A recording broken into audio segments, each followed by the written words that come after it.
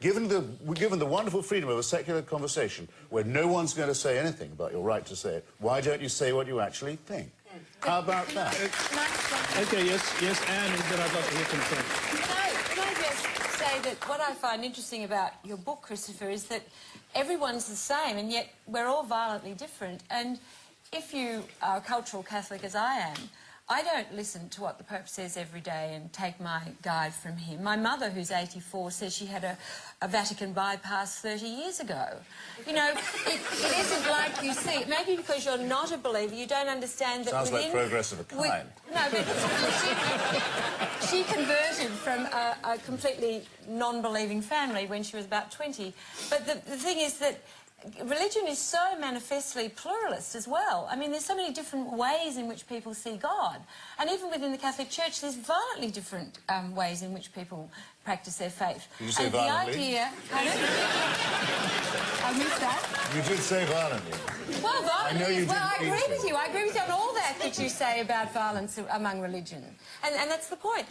I like the old Greeks and the Romans. You had a god of war and a god of peace, and, you know, you had different kind of gods. I like that. But the idea that we're all following the Pope, I think, is a bit misguided. Okay, I want to... You're either a Roman Catholic or not. You can be tons of kinds of Catholics. Oh, you'd be surprised. There are 5 popes I know about. There's a Coptic pope, there's an Eastern pope... No, all right. Well, I'm talking about the one in Rome. Not accepting the authority of the Holy Father. I leave it to this father, but I mean, I think there's not... I think since about people 1969... People who take their faith a la carte and cafeteria style don't impress me very much on the points of principle and conviction that we're supposed to be talking about. If Catholics were following the Pope, they'd all have 10 children. They don't. Well, Frank Brennan, that's a start too. Can I hear Frank Brennan on the progress of a kind? The fundamental point that Christopher Hitchens made, which is how can you say something which is clearly against the teachings of your church, clearly against the teachings of the Pope? I haven't said anything clearly against the teaching of my church or against my Pope. I have drawn a distinction. So, but hang on a sec. Is homosexuality a sin or otherwise? And if it is a sin, is it the sort of sin that would see you go to hell according to Roman Catholicism? No, homosexuality is not a sin. It's a disposition. If you want to argue about whether particular homosexual acts are appropriate for an individual in a moral context, that would require a pastoral discussion with that individual. What we were discussing previously was what should be the law in a civil society such as Australia, where you have people of different religious convictions. And the question was whether or not there should be same-sex marriage. Now, that is not an issue which is resolved by determining what the Catholic Church says to its own members it regards as moral or immoral. They're quite distinct questions. Walid Ali, you're on the same question, if you like. Is homosexuality a sin in Islam?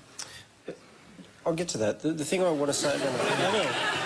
No. But there's an important distinction here, and I get often frustrated with this discourse of lumping the Islamic tradition in with the Christian tradition, particularly the Catholic tradition, because they're structurally so fundamentally different. The Catholic tradition has a church which has a kind of divine imprimatur and authority.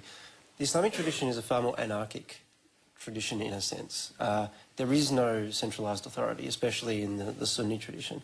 So to say the Islamic teaching on anything is X is a position that immediately becomes contestable. You can try to verify it statistically or otherwise, but the point is that at the very least in theory, if not in practice, any position that you take is a position that you take that may or may not, that may be fallible and is open to being contested by other Islamic theologians or other Muslims and so on.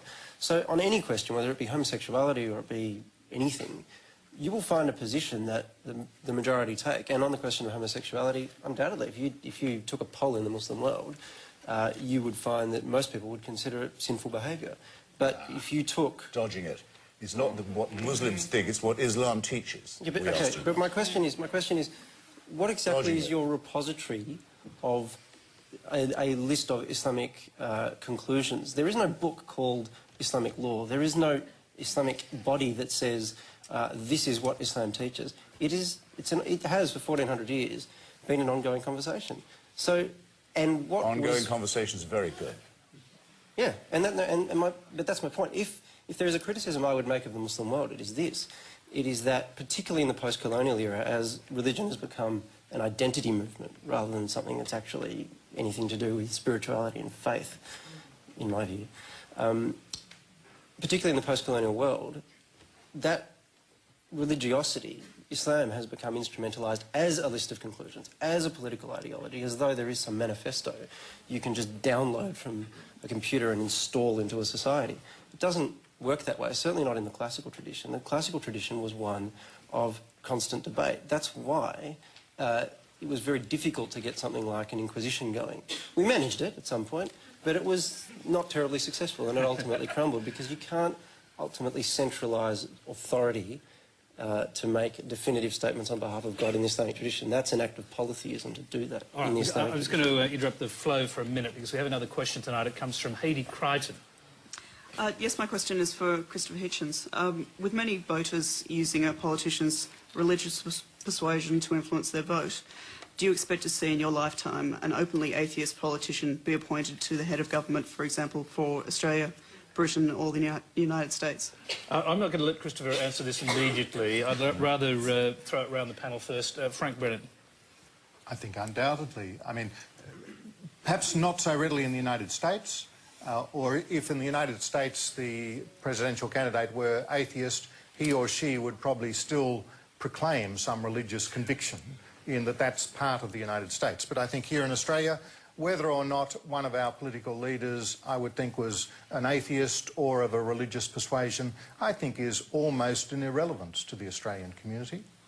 OK, let's hear from Anne Henderson on that. I mean, I can't think of any atheist prime ministers, Australian prime ministers to date. You might know some. Certainly not openly did atheist. Gough openly proclaim he was a believer? But anyway, Not Bob Hawke.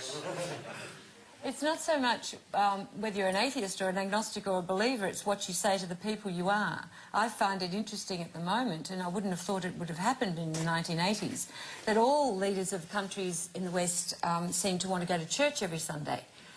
Christian churches. It was interesting that Tony Blair wouldn't take on being a Catholic. Or I think is he considering it now? He's done it. He became a Catholic now after he left his position as Prime Minister.